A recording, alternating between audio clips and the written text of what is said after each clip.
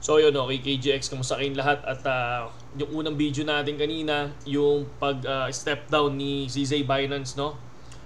Sa pagiging CEO. Ngayon, check natin kung sino si Richard Teng, yung bagong CEO ngayon, mga idol, no? Pag kinlik nyo yan, makikita nyo dito, Binance CEO, formerly Binance, Head of Regional Markets, former CEO of Financial Services Regulatory Authority, ADGM. So, yan siya, no? So kaya sabi ni CJ naman is maganda rin yung background ni Richard Teng. So kung titingnan natin dito sa kanyang tweet 15 hours ago, so meron na siyang 3.8 M views, no? It is an honor and with the deepest humility that I step into the role of Binance's new CEO. We operate the world's largest cryptocurrency exchange by volume. The trust placed on us by our 150 users and thousands of employees is a responsibility that I take seriously and hold dear. So yun, at least buti naman sa sinabi niya, seryoso talaga siya, no? Dahil ang daming umaasa sa Binance, ang daming nagtitiwala sa Binance. Ito yung sinasabi niya na 150M users, no, and thousands. Siyempre may mga empleyado din sila. So maganda rin na ganun yung thinking niya, di ba? With CSA and our leadership team's support, I have accepted this role so that we can continue to meet and exceed and the expectation of stakeholders while achieving our core mission, the freedom of money. So itutuloy nila, no? At si CJ din pala, hinikayat siya na kunin din yung position. The foundation which Binance stands today is stronger than ever to ensure sabi nga ni CJ, di ba? Hindi na bata ang Binance, malaki na, matured na yung Binance, sabi ni CJ. Kaya kayang-kaya na, pwede na niyang iwan ang Binance, no? Sabi nga niya, pwede na siyang tumakbo, pwede na siya mag-walk, di ba? At magti-take a break muna siya. To ensure a bright future, I intend to use everything I've learned over the past 3 decades of financial services and regulatory experience to guide our remarkable innovative and committed team, no? My focus will be on, and ito yung mga gusto niyang gawin, pero ito yung gusto ko dyan, working with partners to drive growth and adoption of Web3. Ayan. So yan siya, no? So sana maging malupit yung mas umangat. Dapat pag new CEO, so dapat may mas mapatunayan ka kaysa doon sa ginawa ni ZZ, di ba? Sa'yo magpapatuloy yan, di ba? Dapat may mangyari, di ba? Dapat may mangyari at mas maalagaan mo mismo yung nagtitiwala sa'yo, no, na 150 M users, mga idol. And then syempre, na siya, no? Check natin ang Berry token, no? 0.056. So ngayon, check tayo ngayon, no? Lupit ko agabi, nagpapalit ako ng 0.73.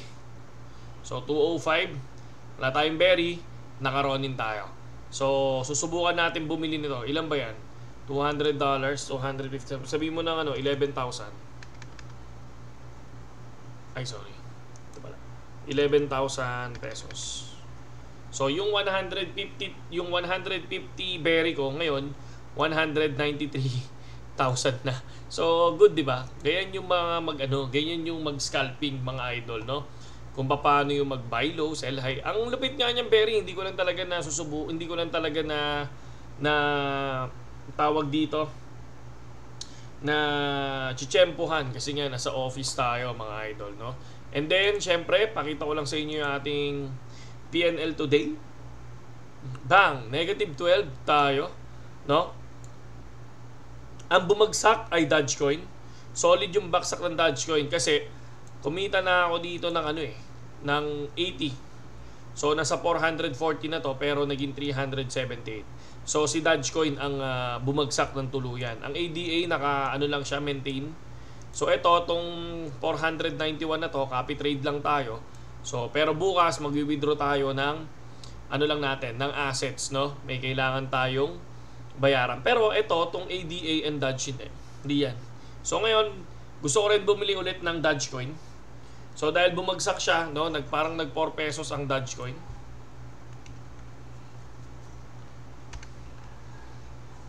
Yan. Check. 413. So, pwede tayong bumili. Ako, bibili tayo. Bibili tayo ng Dogecoin. Nag 3.97 pala, oh. Possible, pwede pang bumaba ang Dogecoin. Pero gusto ko nang bumili niyan, mga lodi. Kasi baba na yan para sa akin. Para sa akin lang, mga lods, no? So, Dogecoin. So, pwede tayo mag-trade. Dagdag tayo ng 50 USD sa Dogecoin. Yun lang yun. Ganun ang ginagawa ko. Kasi kapag nakikita ko lumilipad, hindi na muna ako sumasabay, mga lods. Kasi kapag sinabayan mo yan, ayan, pwede kang humantong sa ganyan. So, 50 USD. 50 USD. Check. Bibili tayo, mga lods. Ganun lang ako, mga idol, no? Yun, ganun lang yung ginagawa natin, Dogecoin. Hindi basta-basta. Naghihintay ako, syempre pwede bang bumaksak. Eh syempre, magkano ko lang binili yan? 3.14.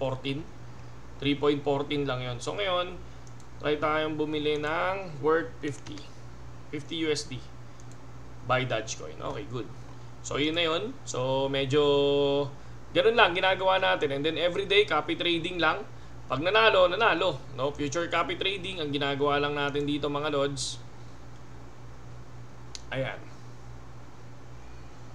Ayan, mga idol, no? Dito lang, highest copy trader profit and most followers. Yan lang yung ating ginagamit pagdating sa copy trading. And then kapag 20%, nanalo ka na ng 20%, out na. 'Di ba? Tapos copy trade na lang ulit. Ganun lang naman kasimple yun, mga lods, no? And then, ano ba to? Bukas na natin yun i-check. Ayan, no? Bitcoin. May bull market take profit target. Bitcoin. ETH. Ba? Totoo? Target. Ang target niya do sa bull market is 180. $80, no? 15,000. Sol 500, XRP 10. Talaga. Soon. So check natin 'yan, no? Check natin 'to. So tingnan natin kung ano yung mga pwede. Alam mo, 'di ba, makapansin nyo, bumibili siya doon sa mga high market cap kasi mas safe eh. Mas safe pagka sa high market cap, no? And then ako rin subukan natin XRP. Bumababa naman ang XRP eh. Bumababa ang 33. So nakaraan niya 31. Pero malay nyo hindi na bumaba yan. 'Di ba? Malay nyo lang. 'Di ba? Baka hindi na bumaba yan. So subukan natin mag-ipon ulit ng ating XRP, mga idol. Subukan natin yan. So 33. So sobrang laki na ng 33. Check natin kung ano pa ba yung pwede natin gawin. And then Dogecoin. Ay, itong berry. Dito tayo maglalaro mamaya. Magpapapalit tayo ng berry. Grabe yung berry, no? So 56. Baba ka pa. 55? Nag-55 pa. Ayan, no? Nag-55 na. No? Yun lang sa ngayon, KGX, at mabuhay kayong lahat, mga idol.